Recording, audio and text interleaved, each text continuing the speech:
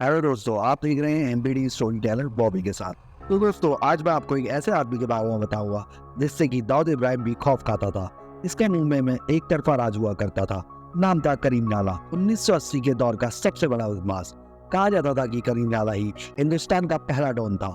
पहले मैं आपको इसके बारे में पूरा बताऊंगा कि आखिर करीम नाला क्यों बना, ये था कौन, ये आया कहाँ से था, कैसे मुंबई पर राज किया, कैसे ये पहले डॉन बना। तो ये सारी चीज़ों की शुरुआत हुई थी करीब 1930 में, जब करीम नाला अफगानिस्तान छोड़कर हिंदुस्तान आया। तो ऐसे तो एक अफगानी फैमिली में पैदा हुआ था और इसका असली नाम अब्दुल करीम शेख खान था। और इसका रुझान हमेशा से ही बिजनेस में हुआ करता था। ये बात है अंग्रेजों के समय की, जब हमारा देश आज़ाद भी नहीं हुआ था।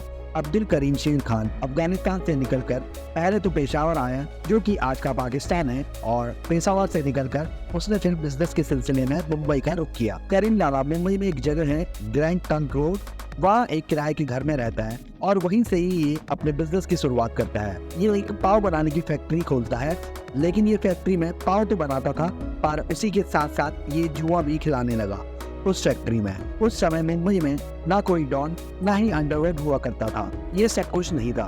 तो धीरे धीरे करके करीम लाला के पास बहुत सारे पैसे आने लगे। फिर उसी पैसे से इसने और भी अपने काम शुरू किए, जैसे कि शराब का काम, ब्याज में पैसे देने का काम। और जैसे ही इसने ब्याज में पैसे देने का काम किया तो तब जाकर इसका नाम अब्दुल करीम शेर खान से करीम लाला पड़ा, क्योंकि लाला जी पैसे देते हैं। और इसका काम ज्यादा समय तक नहीं चल पाया, क्योंकि इसका हर काम अवैध था और पुलिस को भी इसके बारे में पता चल गया। फिर कुछ समय बाद तक इसने अपना काम हल्का कर दिया, बंद नहीं किया पर काम हल्का कर दिया। अब ये करता क्या है कि ये पुलिस को अपने साथ मिला लेता है और हफ्ता देना शुरू करता है, क्योंकि करीम लाला की खासियत थी कि ये दुश्मन को भी अपना दोस्त बनाने का था। फिर उसके बाद इसने रेड लाइट एरिया का भी काम शुरू किया और औरतों और लड़कियों को गल्फ कंट्री में बेचा। तो ये सारे बुरे धंधे इसने शुरू किए। और इसी दौरान 1940 का दौर आया। हमारा देश तब तक भी आजाद नहीं हुआ था, हम अंग्रेजों के ही गुलाम थे। तो उस समय सोने और हीरो की कालाबाजारी भी बहुत हुआ करती। तो करीम लाला ने भी सोने और हीरे की कालाबाजारी शुरू कर दी और इसके बाद इसने पीछे पलट कर नहीं देखा, क्योंकि इसने सोने और हीरो के काम से ढेर सारे पैसे कमा लिए थे। और इसी पैसे से उसका कद मुंबई में बहुत बड़ा हो गया था, क्योंकि आपको तो पता ही होगा, अगर पैसा है तो लोग पूछते हैं कैसा है। खैर, उसके बाद तो करीम लाला ने बहुत माल कमाया और फिर इसने लोगों को ब्लैकमेल किया, लोगों के साथ मारपीट की, ये सब भी करना शुरू किया। एक बार तो इसने दाऊद इब्राहिम को भी बीच सड़क पर थप्पड़ मार दिया था। आप समझ जाओ कि इसका कद क्या होगा। तो धीरे धीरे करके अब इसने एक गैंग बनाया और उसका नाम रखा पठानी गैंग।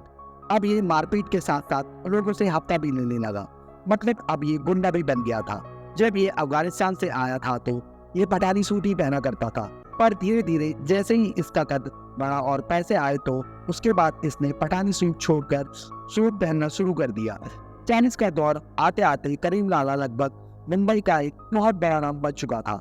इसी दौरान एक और नाम बॉम्बे शहर में चलता है और नाम था हाजी मस्तान। इसका भी सोने और हीरो का ही काम था और हाजी मस्तान को पता था कि ये सारे काम बिना करीम लाला के साथ मिलकर नहीं हो पाएंगे, क्योंकि सारा माल करीम लाला से होकर ही जाता था। तो हाजी मस्तान भी करीम लाला का ही जैसा आदमी था।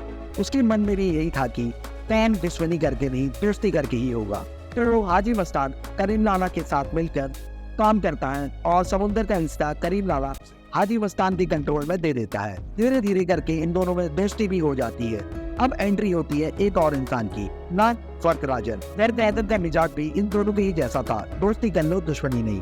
फिर वरदराजन भी इन दोनों के साथ मिल जाता है और अब ये 3 लोग हो जाते हैं, एक करीम लाला, एक हाजी मस्तान और एक वरदराजन। और तीनों अपना धंधा चलाने लगते हैं, पर बिना किसी खून खराबे के। फिर कुछ समय बाद करीम लाला के पैर में कुछ हो जाता है और वो छड़ी लेकर चलने लगता है। करीम लाला की हाइट करीबन 7 फीट थी और उसके ऊपर से वो छड़ी लेकर चलता था। पूरी भीड़ में वो अलग ही लगता था। अब धीरे धीरे करके करीम लाला ने दरबार भी लगाना शुरू कर दिया था। हर शाम उसके पास कई लोग आते अपनी समस्या लेकर और वे वहाँ पर उनकी दिक्कत को सुलझाता, चाहे फिर वो किसी भी धर्म या मजहब का क्यों ना हो। वो सबकी सुनता और सबकी मदद करता। और जो भी करीम लाला की बात नहीं मानता था तो करीम लाला के गुर्गे उसकी एक छड़ी उस इंसान के घर में रखाते थे जो इंसान उसकी बात नहीं सुनता।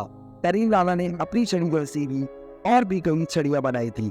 और जब भी करीम लाला को लगता कि कोई उसकी बात काट रहा है या फिर उससे चालाकी कर रहा है तो वो छवि उस आदमी के घर पहुंच जाती और छड़ी को रखने का मतलब ये था कि वो छड़ी नहीं, खुद करीम लाला है, और अगर बात नहीं सुनी गई तो अंजाम अच्छा नहीं होगा। सिर्फ छड़ी को देखकर ही सारे काम हो जाते थे। तो 40 से लेकर 80 तक करीम लाला का वर्चस्व था बॉम्बे में, और कहा जाता है कि उससे बड़ा डॉन कोई नहीं था। पर 80 के बाद 2 लड़के और आते हैं, एक था शब्बीर कास्कर और दूसरा था दाऊद इब्राहिम कास्कर। ये दोनों भाई थे।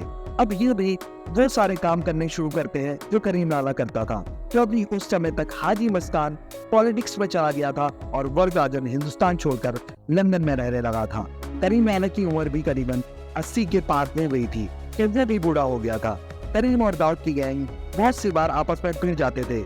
इस गैंग वॉर में करीम का भाई और दाऊद का बड़ा भाई भी मारा गया। पर 85 आते आते करीम लाला की मौत हो जाती है और अब दाऊद का रास्ता पूरा साफ हो जाता है। अब किसी दिन आपने दाऊद की भी पूरी कहानी सुना हुआ। तो ये कहानी थी करीम लाला की, जो अफगानिस्तान से हिंदुस्तान आया और एक तरफा राज किया। तो दोस्तों, अगर आपको कहानी अच्छी लगी हो तो आप अपने फ्रेंड्स के साथ शेयर कर सकते हैं इस स्टोरी को। वीडियो अच्छी लगी है तो वीडियो को लाइक कर दीजिए। Thank you for watching the video guys. अब मिलते हैं कल रात 9:30 बजे। Bye bye.